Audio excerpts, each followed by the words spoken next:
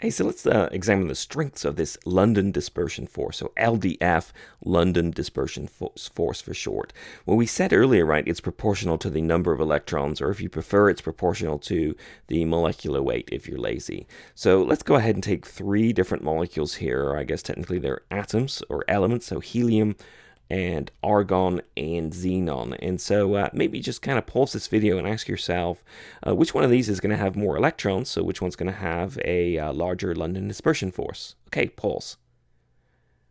All right, so if you are back, then we can go ahead and we can look up the number of electrons in each one. And that's given by the atomic number. So helium is atomic number 2, so it's got 2 protons, 2 electrons. And if we look at argon, argon is 18. And xenon has an atomic number of 54. So we can see in terms of the number of electrons, helium is going to have 2 electrons, xenon's going to have 54. So we would expect xenon to have a much stronger London dispersion force. In fact, if we ask ourselves, how do we know? Well, one way we know is we actually can measure the boiling point of the compound, and we're going to measure it in Kelvin. And helium boils at somewhere around 4 Kelvin, as opposed to argon's 87 Kelvin and xenon's 165 Kelvin. So if you ask yourself, well, what is that telling us? That's telling us that you've got to increase the temperature to 165 Kelvin to get xenon to boil.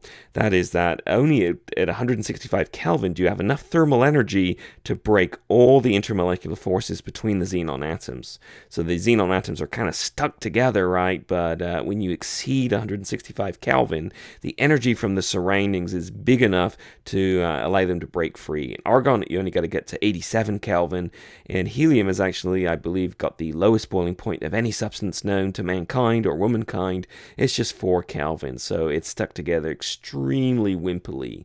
So in general, we can see the higher the boiling point temperature, the more energy it's going to take to break the intermolecular forces and form a gas. And remember, when you go from a solid to a liquid, right, you break some of them. When you go from a liquid to a gas, you have to break all the attractions between the molecules. You have to break all the intermolecular forces.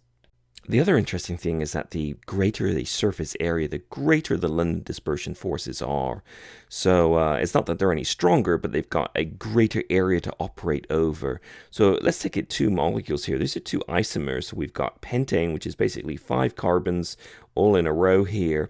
And we can see that it's got that cylindrical kind of shape. It's got kind of a large surface area here. But if we kind of wad it up and squish it down, we can get a similar molecule called neopentane. Exactly the same size, exactly the same molar mass, exactly the same number of electrons. But we can see it's got a much smaller surface area. In fact, if the 2 molecules are next to each other, there's only this very small touching area here where they can kind of stick together. Whereas if we look at N-pentane, right, it's got a much larger surface that those forces can operate over. So down here in the right hand corner, right, I can kind of zoom in on this little sucker here, and maybe there we go. And so we can look at the difference here in the 2 molecules. So this one here has a boiling point of 36.1 degrees, whereas this one only boils at 9.5. So you can see it takes a much higher temperature to boil, so it takes a much greater thermal energy to break the molecules apart.